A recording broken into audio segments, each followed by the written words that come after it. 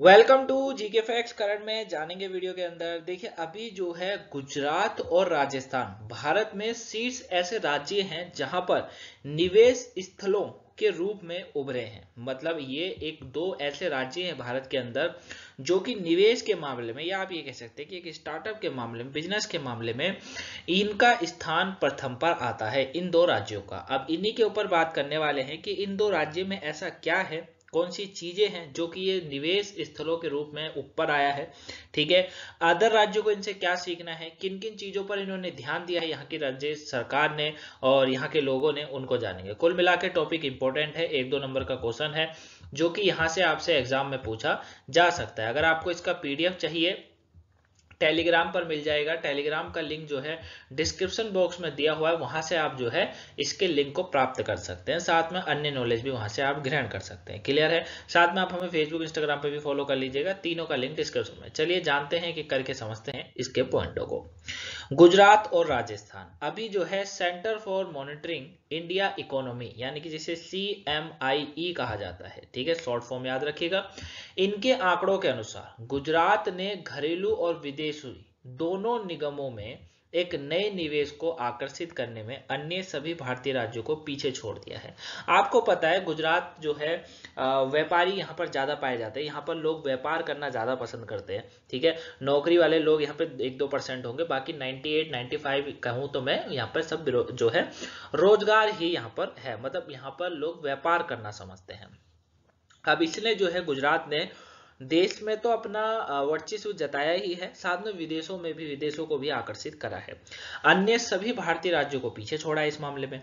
वित्तीय वर्ष की अगर हम लोग बात करेंगे तो 2022 के दौरान गुजरात के लिए 3.98 ट्रिलियन रुपए के नए निवेश की घोषणा की गई, जो कि वित्त वर्ष 2021 के 2.91 ट्रिलियन रुपए के आंकड़ों से 273% अधिक है। समझ रहे हैं?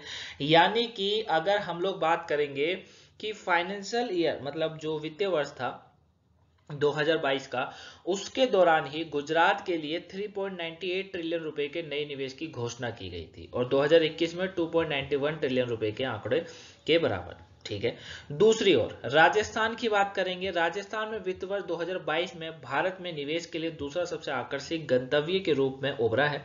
यानी कि गंतव्य का मतलब होता है लक्ष्य भी कह सकते हैं, मंजिल भी बोला जाता है इसको। ठीक है, और इस अवधि के दौरान ही जो है राज्य में विकास के उच्चतम दरें देखी गई है। लगभग 535% की वृद्धि हुई है यहाँ पर, और 2.37 ट्रिलियन रुपए के नए निवेश की आकर्षित इसने किया है। ठीक है, यानी कि ये दो राज्य ऐसे हैं जो कि विदेशों को तो मतलब अपने देश को तो ये आकर्षित कर ही रहे हैं, साथ में विदेशों को भी इन्होंने निवेश के लिए आकर्षित किया है। क्लियर? गुजरात एक आदर्श निवेश गंतव्य क्यों है, इसके बारे में जानते हैं। लक्ष्य मतलब विनिर्माण क्षमता, निवेश के अवसरों, परिचालन, विशेष आर्थिक क्षेत्रों के मामले में गुजरात भारत का शीर्ष औद्योगिक राज्य है। ठीक है ना? मतलब मैंने अभी क्या कहा, ये गुजराती जो होते हैं ये हमेशा बिजनेस के बारे में सोचते हैं। गुजराती, आपने देखा होगा गुजरात में सबसे ज्यादा व्यापार होता है ना? अब गुजरात जो है वो कच्चा तेल का दूसरा सबसे बड़ा उत्पादक, प्राकृतिक गैस का चौथा सबसे बड़ा उत्पादक है। ठीक है, याद रखिएगा, गुजरात कच्चे तेल का दूसरा सबसे बड़ा उत्पादक राज्य है और प्राकृतिक गैस का चौथा सबसे बड़ा उत्पादक है। यह यहाँ पर एक जगह है जिसका नाम है जामनगर। जामनगर जिले में दुनिया के सबसे बड़े पेट्रोलियम शोधन केंद्र की मेजबानी करता है गुजरात। ठीक है, जामनगर में क्या है, जामनगर जो जिला है गुजरात के अंदर, वो दुनिया का सबसे बड़ा पेट्रोलियम शोधन जो है शोधन केंद्र है, जिसकी मेजबानी गुजरात ही करता है। गुजरात का सकल सकल राज्य घरेलू उत्पाद की अगर मैं बात करूंगा ना, GSDP, जो कि वित्त वर्ष 2022 में $260 बिलियन तक पहुंच गया और 7% जो है साल दर साल विकास दर दर्शाई है इसने। वित्त वर्ष 2023 में 280 बिलियन तक पहुंचने का इसका अनुमान भी बताया गया है। यानी कि 7% से ये हर साल जो है वृद्धि करता आ रहा है।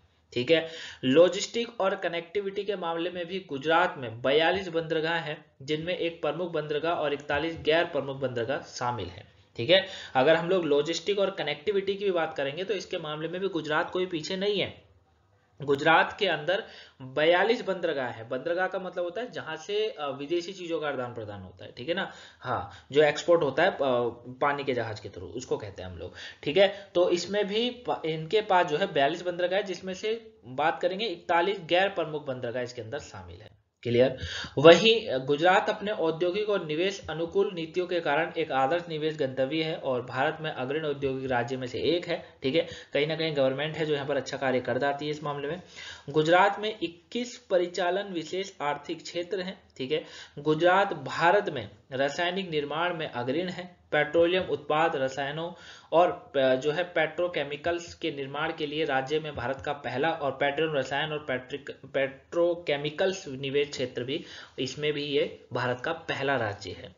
गुजरात भी महत्वपूर्ण मात्रा में हरित ऊर्जा का उत्पादन कर रहा है, ठीक है। वित्त वर्ष 2020 में बात करेंगे तो 7541.5 मेगावाट की तुलना में पवन ऊर्जा स्रोत से बिजली उत्पादन के लिए राज्य की परिचालन क्षमता वर्तमान में अभी 8561.8 मेगावाट तक पहुंच गई है। कहीं ना कहीं ये जो है हरित ऊर्जा की ओर भी अपने को बढ़ा रहा है। अब तटीय वित्तीय बाजार में बात करेंगे तो निवेशकों को आकर्षित करने के लिए भारत का ये पहला अंतर्राष्ट्रीय वित्तीय सेवा केंद्र है, IFSC, और Gujarat international finance tech city में स्थापित किया गया है। तो ये गुजरात के बारे में था कि गुजरात का एक आदर्श निवेश गंतव्य क्यों है, क्योंकि ये एक चीज पे कार्य नहीं कर रहे हैं, बहुत सारी चीजों पर कार्य कर रहे हैं और सब में अपनी सफलता प्राप्त करते जा रहे हैं। बात आती है राजस्थान की। राजस्थान भी एक निवेश गंतव्य के रूप में राजस्थान का आकर्षण का एक मुख्य कारण इसकी रणनीति स्थिति है, ठीक है, क्योंकि यहाँ पे जो बनाई गई रणनीति है बिजनेस को लेकर वो काफी अच्छी है। क्षेत्रफल के हिसाब से भारत के सबसे बड़े राज्य के रूप में यह 5वां अन्य महत्वपूर्ण भारतीय राज्यों की सीमा बनता है, और यहाँ पर जो है 5 राज्य अन्य महत्वपूर्ण भारतीय राज्यों की सीमाएं बनाता है, जैसे कि पंजाब हो गया, हरियाणा, उत्तर प्रदेश, मध्य प्रदेश और गुजरात, इनसे लगता है। इस राज्य का सीमावर्ती राज्यों के माध्यम से लगभग 40% भारतीय बाजार तक पहुंचा जा सकता है। उत्तरी भारतीय राज्य और भारत के पश्चिमी तट के बंदरगाहों के बीच एक महत्वपूर्ण परिवहन कड़ी के रूप में ये काम करता है, और साथ में जो है राजस्थान को भारत में अपना बाजार पहुंच के विस्तार करने वाली कंपनियों के लिए एक आदर्श स्थान बनाता है, ठीक है ना। क्योंकि एक तो सबसे बड़ा पॉइंट ये है कि ये 5 राज्यों से लगता है, तो अपना ज्यादातर चीजें ये वहां तक पहुंचा देता है, ठीक है। जैसे यूपी में पहुंचा दिया तो बहुत बड़ी बात हो गई, बहुत बड़ी जनसंख्या है वहां पे, वो चीज है। एक अन्य कारक भी है इसमें जो कि राजस्थान को आकर्षक निवेश गंतव्य बनाता है, वह इसका कुशल कार्यबल है, जिसका परिणाम स्वरूप विभिन्न क्षेत्रों में कुशल श्रमिकों को एक बड़ा पुल है। समझ, कुशल कार्य बल भी है, मतलब एकता से रहकर ये कार्य करते, ये आप कह सकते हैं। आगे बात करेंगे तो 82 प्रमुख और गौण खनिजों के साथ राजस्थान भारत का एक प्रमुख खनिज उत्पादक राज्य भी है। चूना पत्थर हो गया, तांबा हो गया, आयस्क हो गया, चांदी हो गया, रॉक हो गया, रॉक फास्फेट हो गया, जिप्सम हो गया, शीर्ष वस्तुओं के साथ राज्य भारत में किसी भी अन्य राज्य की तुलना में अधिक खनिजों का उत्पादन करता है। मतलब यहाँ पर ये सारी चीजें जो है अधिक मात्रा में मिलती हैं, आपने सुना भी होगा, है ना। तो ये बहुत ज्यादा मात्रा में है, ये भी एक इसका कारण है कि ये इतना आगे है, ठीक है।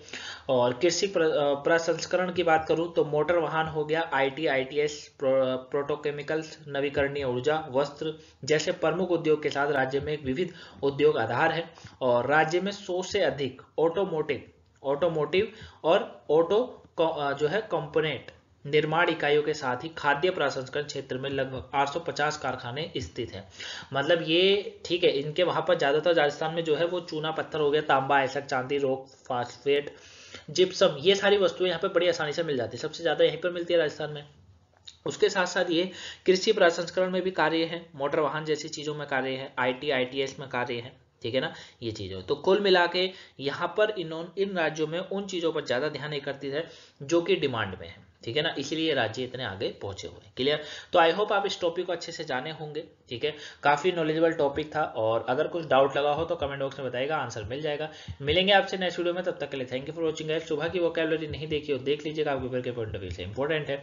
आज फ्राइडे है और फ्राइडे को जो है हमारी वीडियो होती है, लेकिन इस बार फ्राइडे को वीडियो नहीं मिल पाएगी आपको, नेक्स्ट फ्राइडे से मिल जाएगी, क्योंकि हम जो है नई क्लासेस की तैयारी कर रहे हैं, जिसके कारण हम वो वीडियो शूट नहीं कर पाए, ठीक है। तो आपको नई जो है अगले फ्राइडे से आपको सभी क्लासेस भी कंटिन्यू मिलेंगे और भी चीजें देखने को मिलेंगी। तब तक मिलेंगे नेक्स्ट वीडियो में, तब तक thank you for watching guys, have a nice day, thanks for watching.